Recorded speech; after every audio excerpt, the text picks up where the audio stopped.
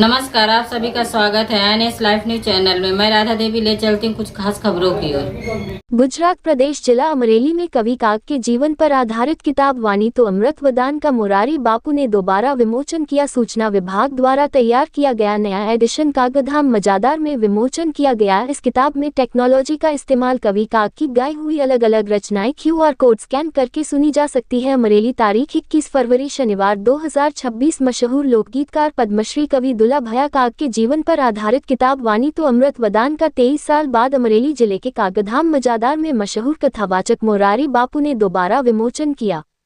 State information department का तैयार किया गया नया एडिशन कवि काग की 49वीं पुण्यतिथि के मौके पर अमरेली जिले के कागधाम मजादार के 25वें मनका निमित्त पर कागनाफलिए कागनी वटू प्रोग्राम में रिलीज किया गया। इस किताब का विमोचन मोरारी बापू VS गढ़वी, किताब के एडिटर अंबादान रोहडिया, गुजरात प्रेस अकेडमी की सेक्रेटरी जयेश दवे, राम भाई जामन की प्रेरणा देने वाली मौजूदगी में पूरा हुआ।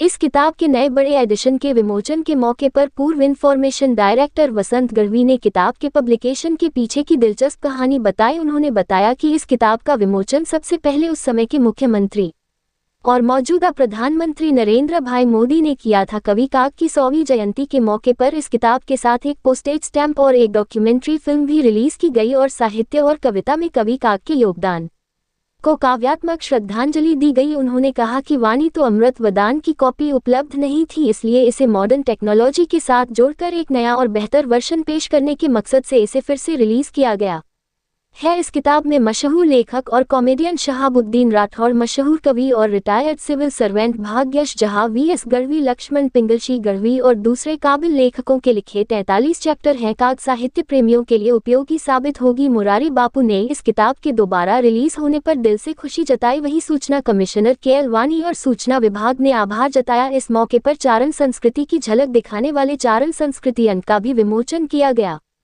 कच्छ से आए प्रोफेसर रामजन ने दर्शकों को कागवानी की कविता और साहित्य का आनंद दिलाया। हर साल गुजराती लोक साहित्य के महान कवि काग की पुण्यतिथि के मौके पर उनके होमटाउन माजाधर कागधाम में एक प्रोग्राम होता है, जिसमें काग की भक्ति, बहादुरी और कई दूसरी अमर कविताओं को याद करके उन्हें श्रद्धांजलि दी जाती है।